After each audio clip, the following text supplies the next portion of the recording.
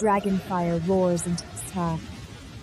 I am chained to the execution stake, my wrists and ankles locked in iron. The flames have already caught the hem of my dress. My name is Seraphina Veilcrust. 5 years ago, the Valcrest family had no son fit for war. So I put on armor, mounted a war dragon, and rode north in my family's name.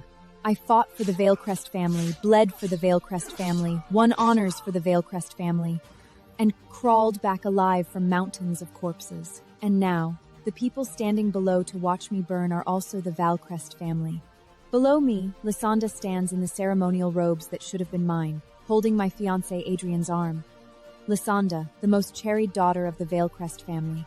Adrian, one of the Empire's rising young nobles, and the man I trusted for 10 years. They stand so close, they look like the pair fate always meant to wed. Seraphina, don't tell me you still think those 10 years of honors were yours. Seraphina, accept it. The Empire was never going to remember you. You went to war for me, bled for me, and nearly died for me in the north. But in the end, the one standing in the light can only be me. And she is the one I have always meant to marry.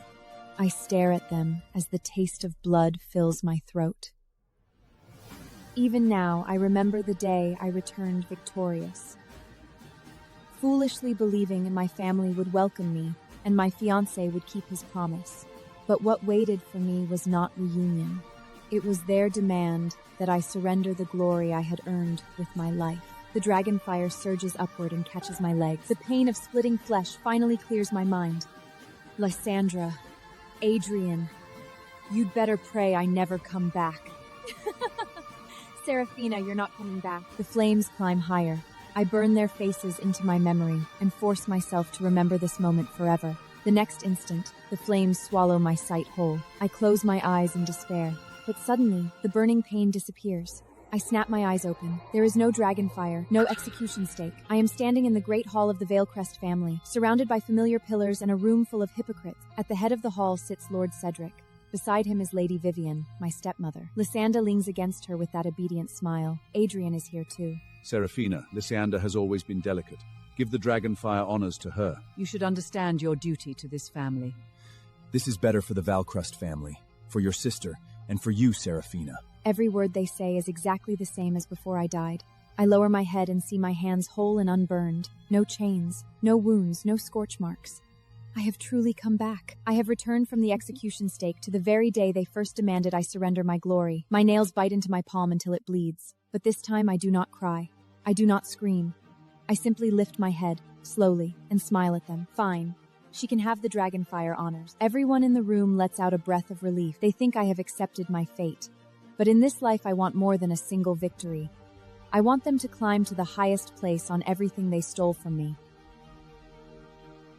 And then I will drag them down one by one with my own hands. Beneath the golden dome, the victory backward begins. Nobles line both sides of the hall, and every eye is fixed on the center. Lysandra stands there in the robes that should have been mine, a golden crown of dragon rider honor on her head.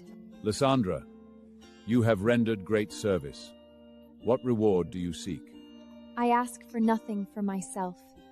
I ask only for your majesty to grant me marriage to Adrian. The hall goes still at once. Because everyone here knows Adrian was supposed to be mine. Your Majesty, Lysandra and I love each other. I beg you to bless us. He kneels beside her, looking at her with a tenderness that makes me sick. In my last life, I stopped them frantically, but in this life, I do not stop them. Your Majesty, I willingly step back. The hall erupts into whispers. Seraphina, do you truly mean that? I do. But I wish to ask for a marriage as well. I slowly raise my hand, point toward the darkest corner of the hall. A man sits there. Lucien Draven, the Empire's 7th prince. 3 years ago, he fell with his dragon and shattered his legs. In the capital's whispers, he is the forgotten Ashen Prince, but I know he is not. The man I wish to marry is Lucien, the Ashen Prince. The hall falls into dead silence. Lysandra's smile freezes. Adrian jerks his head up, as though seeing me for the first time, and I look only at Lucien. The one I choose is the sharpest blade on the board. I know the stories about him better than anyone in this hall. He was once the brightest riding warrior in the Empire. He is also the man who died in the northern snow in my last life. In this life, I am not only going to survive, I am going to save him as well. Why me? Because your highness is not broken. In the Sky War, if you had not led the dragon riders through the encirclement, the Empire would have fallen. Others may have forgotten, I have not. Good. Well said. In that case, I shall... Wait. Seraphina, do you understand what it means to marry me? Of course I do. It means mockery from the entire capital, but I walked into the life of a man everyone else had abandoned, and finally laid my hands on the most important card of my life. It means the treasure others cast aside is about to fall into my hands. I see the ice of his gaze crack. Just slightly. Seraphina, have you gone mad? Seraphina, even if you're angry, you cannot play games with marriage. Angry? You are not worth my anger. Hear my decree. Seraphina is to wed Lucien. Every gaze in the hall falls on me. But I look only at Lucien.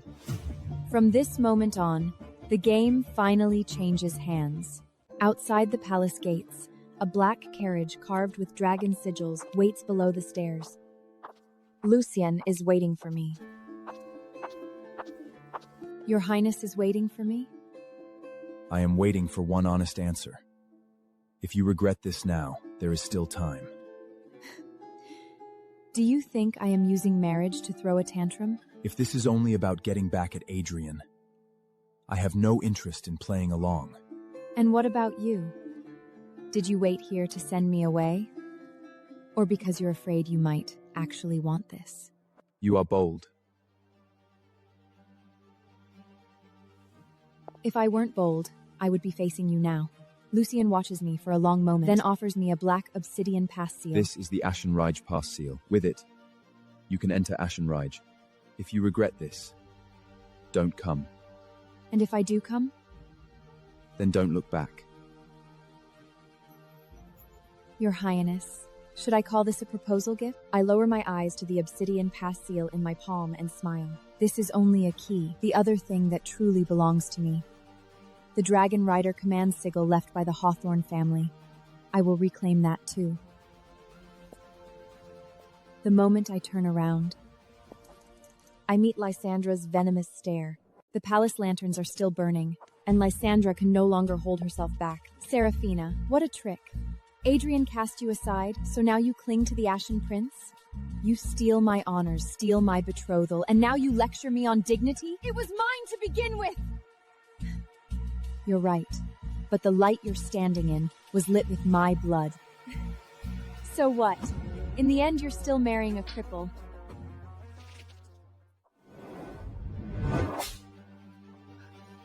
You dared to hit me? I did. Take my honors. Take Adrian too. But Lucien is not someone you get to mock. You hit me for a cripple? Say that word one more time, and I'll tear your false heroine mask off before the whole Empire. For the first time, Lysandra looks afraid. Seraphina, you've gone too far. I lift my eyes to Adrian. Now it is his turn. Adrian stands in front of Lysandra with that same self-righteous look. Did you really need to hit her?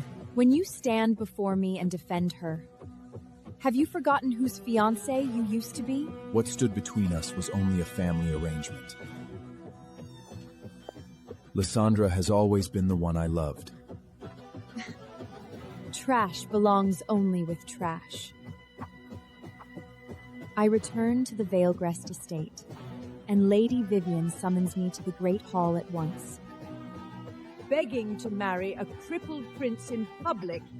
What have you done to the Veilcrest family's name? And when Lysandra stole my fiancé in public, why didn't you think the same? Lysandra is different. How? Because she is your biological daughter, and that makes everything she does right? Marrying Lucien is not disgrace. You are the ones unworthy of speaking his name. At dawn, chaos erupts outside the Veilcrest estate. At the far end of the street, endless lacquered chests are being carried toward the gate. The Ashen Prince's engagement gifts have arrived. 10 chests of dragon crystal, 100 ingots of red gold, 3 estate deeds, and 12 bolts of dragon scale silk. With every item read aloud, Lysandra turns paler. Impossible. What is it, Lysandra? Aren't you happy for me? How could a man like him afford this? Because he is a prince, not someone you get to step on.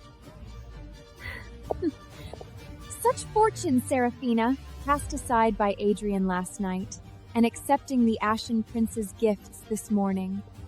People may think you just want to get under Adrian's skin. She says it loudly on purpose, so the whole room hears. But the prince sent more than servants. The courtyard falls silent. Lucien has arrived in person. Before anyone fully rises, Lucien is already wheeling into the hall. Am I interrupting something? He ignores the forced smiles in the room. He looks only at me. I heard what was just said. You said she just wants to get under Adrian's skin? I didn't mean... Then what did you mean? Lysandra is already trembling. If my future princess chooses to marry me, I count myself fortunate. It is not for others to question. Your Highness. Do you regret it? Never. I truly believe you are 10,000 times the man Adrian will ever be. I lean down and, before the stunned room, kiss him. Lucien goes perfectly still. Is that clear enough now? Lucien says nothing. He only stares at me, and for the first time, something in his gaze slips out of control.